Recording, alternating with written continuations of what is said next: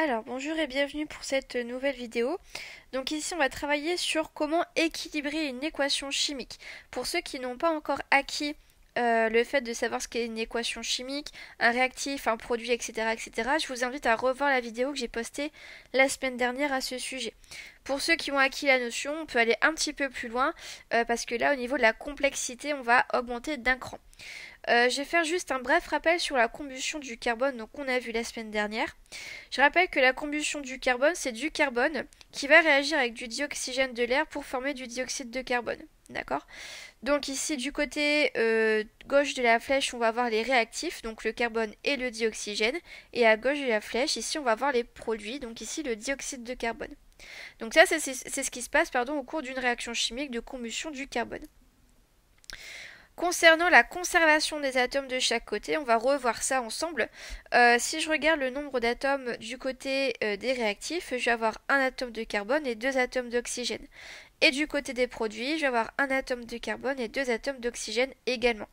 Donc ici, on voit bien que dans cette réaction chimique-là, on va avoir autant d'atomes de chaque sorte, de chaque côté de la réaction chimique. Donc ici, la réaction chimique est équilibrée. Il n'y a aucun problème par rapport à ça. Par contre, des fois, il y a des réactions chimiques qui vont se faire mais qui ne sont pas forcément équilibrées. D'accord, je vais pas forcément avoir une molécule de telle, espèce chimique qui va réagir avec une seule molécule pour donner une molécule et une molécule. C'est pas forcément comme ça que ça va se produire. Je vais vous donner ici l'exemple avec la combustion du méthane. Donc je rappelle que le méthane, c'est un combustible, d'accord, donc qui va prendre feu assez facilement avec du dioxygène et sa formule chimique est le CH4. Voici l'équation chimique, ici la réaction chimique de la combustion du méthane. Je vais avoir le méthane qui réagit avec du dioxygène pour donner du dioxyde de carbone et de l'eau. Du côté des réactifs, on va avoir le méthane et le dioxygène et du côté des produits, on va avoir le dioxyde de carbone et de l'eau. Je vais faire exactement le même travail que précédemment, c'est-à-dire je vais compter le nombre d'atomes de chaque sorte du côté des réactifs et du côté des produits.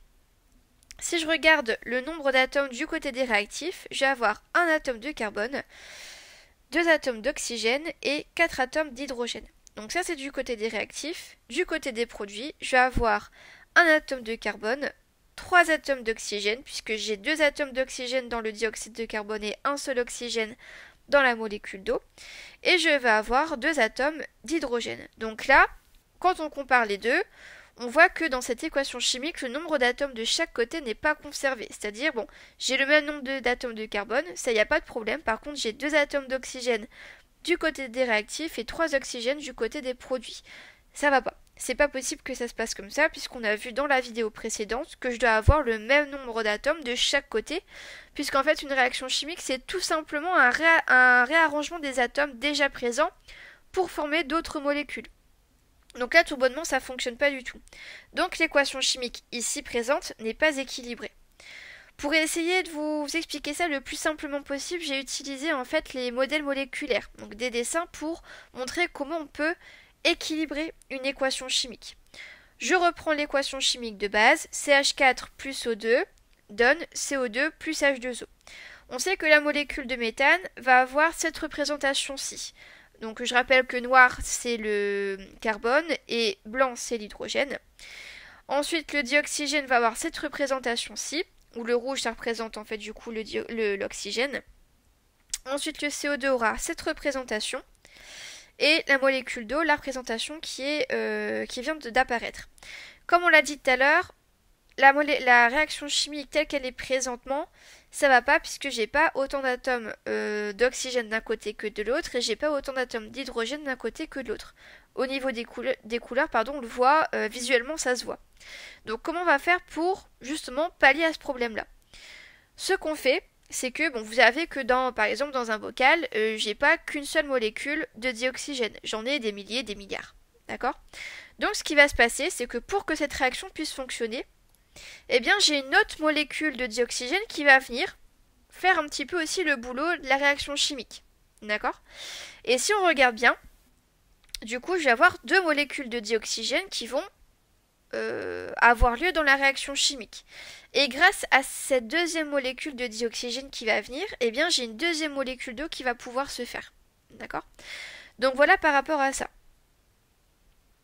Donc, du coup, pour modéliser ça dans la réaction chimique, comme j'ai ajouté une deuxième molécule de dioxygène, je mets un grand 2 devant le dioxygène dans l'équation chimique pour modéliser que j'ai bien deux molécules de dioxygène qui vont avoir un enjeu en fait dans la réaction chimique. Et donc, avec le CH4 et les deux molécules de dioxygène, on va former une molécule de dioxyde de carbone et deux molécules d'eau. Et en fait, du coup, pour modéliser les deux molécules d'eau qui vont être formées à partir des réactifs, eh bien, je mets le 2 devant H2O. Donc en fait, les grands chiffres qui sont devant les formules chimiques des molécules, ça symbolise en fait le nombre de molécules qu'on a eu besoin pour que la réaction chimique puisse se faire. Et donc du coup, qu'il y ait une conservation des atomes. Je vais reprendre du coup l'équation équilibrée avec les chiffres et du coup, maintenant je vais regarder si j'ai une conservation des atomes dans cette équation chimique. Si je regarde le nombre d'atomes du côté des réactifs, j'ai un atome de carbone, ça n'a pas changé. Maintenant du côté des oxygènes, j'ai mis un 2 devant le dioxygène. Et en fait là, ça va être comme la distributivité en maths. C'est-à-dire que le 2 va symboliser le nombre de molécules de dioxygène que j'ai. Donc pour avoir le nombre d'oxygène que j'ai dans les réactifs, je vais faire 2 fois 2 et ça me donne 4 oxygènes. Donc voilà, faut vraiment penser à la distributivité en maths. Je pense que c'est un exemple assez parlant et que vous utilisez dans la vie de tous les jours. Et bien ça s'applique aussi en chimie, d'accord, dans les équations chimiques. Et du côté des hydrogènes, et bien là ça n'a pas changé, j'ai 4 atomes d'hydrogène. Donc si je fais un bilan, j'ai un atome de carbone, 4 atomes d'oxygène et 4 atomes d'hydrogène du côté des réactifs. Maintenant du côté des produits, je vais avoir toujours un atome de carbone. Et maintenant, je vais faire le même boulot avec les atomes d'oxygène. Donc, j'ai toujours 2 atomes d'oxygène du côté du dioxyde de carbone et 2 fois 1 atome d'oxygène pour les molécules d'eau. Donc, en tout, je vais avoir 4 oxygènes. Et ensuite, pour les atomes d'hydrogène, pareil, je fais 2 fois 2, ça me donne 4 hydrogènes. Donc voilà par rapport à ça. Si vraiment cette partie-là où il faut compter le nombre d'atomes du côté, de chaque côté, il ne faut pas hésiter à revenir en arrière et revoir mon explication. D'accord ? Donc là ici, quand on regarde, on a bien un atome de carbone de chaque côté, 4 atomes d'oxygène de chaque côté et 4 atomes d'hydrogène de chaque côté. Donc là ici, dans cette équation chimique, le nombre d'atomes de chaque côté est conservé. Cette équation chimique est équilibrée. Donc là, ce que j'ai fait pour équilibrer l'équation chimique, c'est que j'ai ajouté des molécules qui existaient déjà dans ma réaction chimique. D'accord ? Donc surtout n'ajoutez pas des atomes d'à droite, à gauche, etc. qui sont tout seuls isolés, ça ne sert à rien, de toute façon ce sera faux.